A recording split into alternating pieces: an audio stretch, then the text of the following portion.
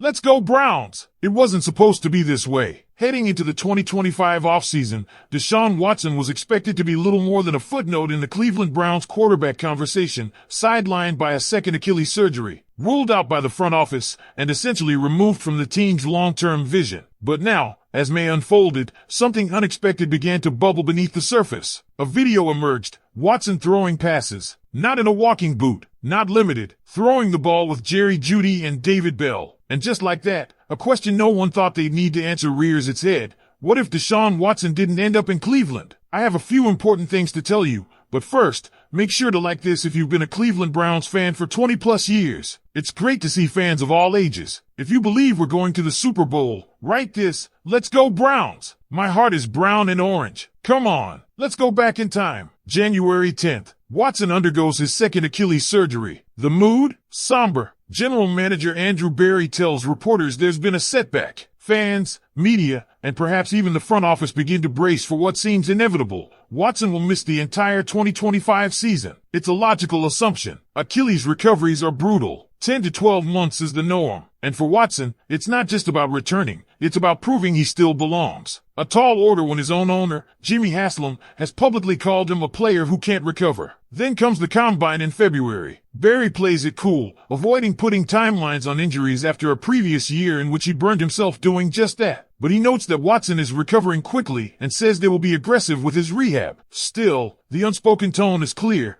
Don't expect to see number 4 on the field anytime soon. And yet, in March, the tide turns. Haslam's line comes down like a thunderbolt. We thought we had the quarterback, but we didn't. It's the final nail in the coffin. A white flag. The organization, after everything, the massive trade, the unprecedented $230 million fully guaranteed contract, is finally admitting defeat. But Watson isn't going away quietly. Days later, he posts a cryptic video captioned "Me versus me." Was it a response to Haslam? A message to his fans? A declaration that he wasn't done yet? Interpretations varied, but one thing was clear, Watson wasn't giving up. Then came April, pre-draft press conference. Berry is asked about Watson again, and now, the tone has shifted, subtly, but noticeably. Too early to say, Berry replies, but he praises Watson's daily commitment and progress. It's not quite a prediction, but it's not resignation either. Suddenly, the door is open again. Now, fast forward to May. Stefanski, while discussing rookie quarterbacks and veterans like Joe Flacco and Kenny Pickett, name drops Watson unprompted. Why even mention him if he's out of the picture? Could this be the first public signal that Watson is quietly re-entering the QB room dynamic? The visuals don't lie either. He's moving. He's throwing. It's not week 1, not even training camp. It's still May, and Watson is on the field, active, not sidelined. It's not definitive proof of a September return, but it's enough to make the situation murky, complicated, and above all, intriguing. And here's where things get wild. Because if Watson is cleared to play early in the season, say, September 20th, Week 3 territory, the Browns find themselves in a nearly impossible position. Do they put him on the field, or do they tell him to stay home? And that's not just a rhetorical question. There are enormous financial implications at play. The Browns, thanks to insurance taken out on Watson's contract, stand to recoup approximately $44 million in salary cap relief for the 2026 season if Watson misses all of 2025. That's not pocket change. That's transformative money in a league where cap space is king. So if Watson is medically cleared in September, but the Browns choose not to activate him, the insurance payout could be jeopardized. And insurance companies don't just cut checks. They'll investigate hard. If Watson is healthy and sidelined for cap maneuvering, you better believe that's going to create headlines, lawsuits, and tension. Even if you strip away the financials, the football angle is no less complex. The Browns have Kenny Pickett, a former first-rounder with potential still untapped. They have 2 rookie quarterbacks in Shedeur Sanders and Dylan Gabriel who need snaps, need experience, and might represent the future. What incentive does Cleveland have to give Watson the keys again, especially if it comes at the cost of clarity for the rest of the room? It all comes down to a question no one thought they'd need to ask in 2025. What if Deshaun Watson isn't done? I want to hear from you, Browns fans. What should the team do if Watson is medically cleared early this season? Do you play him? Bench him? Cut ties completely? Let me know in the comments. This might be the biggest decision of the Browns season, and your voice matters. Because this isn't just a question about who should start at quarterback. It's a question about what kind of team the Cleveland Browns want to be. If Deshaun Watson is healthy and ready,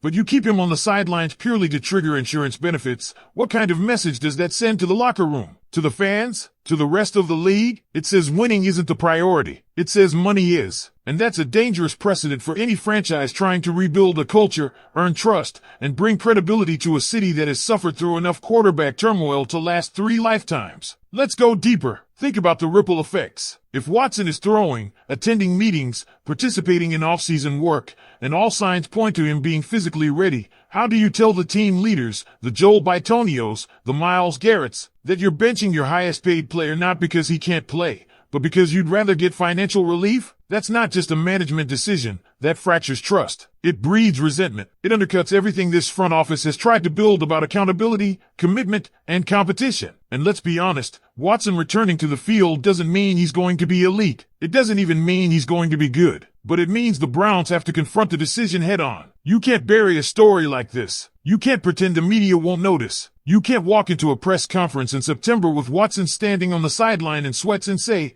"We're going with the rookie." Not without questions. Not without backlash. There's also the human angle. Say what you want about Watson's past, about the controversies, the polarizing trade. This is still a player who has worked his way back from a serious injury, who appears committed to returning, who's showing up and putting in the work. If that same player is then told, "We don't want you on the field because we'd rather take the insurance money," it's not hard to imagine that turning sour quickly. Legal battles, PR nightmares, locker room confusion. All of it's on the table. So here we are, Browns fans, 4 months from week 3. A quarterback recovering faster than anyone expected. A front office that may want to move on. A contract that ties this franchise in knots. A financial escape hatch that could change their future flexibility, but only if Watson stays off the field. This isn't just about football anymore. It's about ethics, identity, transparency, and direction. What should the Browns do? Let me know what you think in the comments. And if you're enjoying this kind of deep, unfiltered Browns coverage, smash that like button, subscribe to the channel, and turn on notifications so you never miss a video. We're breaking down every twist, every turn,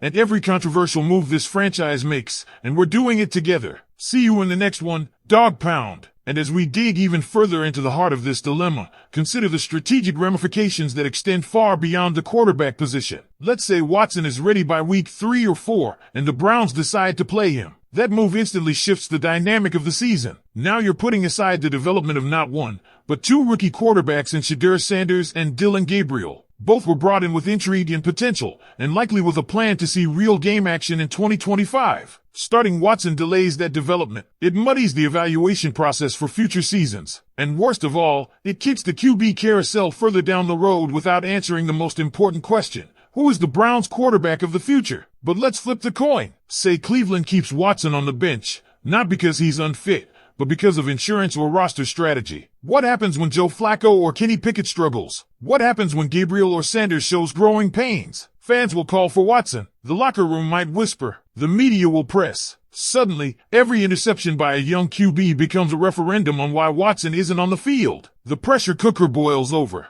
And even if you weather the storm, even if you find a quarterback you believe in by season's end, what do you do with Watson in 2026? You've either reignited a contract you tried to bury, or you've diminished the value of a player whose trade market is already thin. No GM is trading assets for a QB who sat 2 full years without meaningful snaps. You lose leverage. You lose flexibility. You lose options. So again, we return to the core of the issue. This is a decision with no clean outcome. Every path has risks. Every choice has consequences. And those consequences go far beyond who takes the first snap in September. They impact contracts, player development, fan perception, team morale, ownership credibility. All of it is in the balance, and the clock is ticking. The Browns wanted clarity in 2025. Instead, they found chaos. And how they navigate this chaos will define not just this season, but the direction of the franchise for years to come.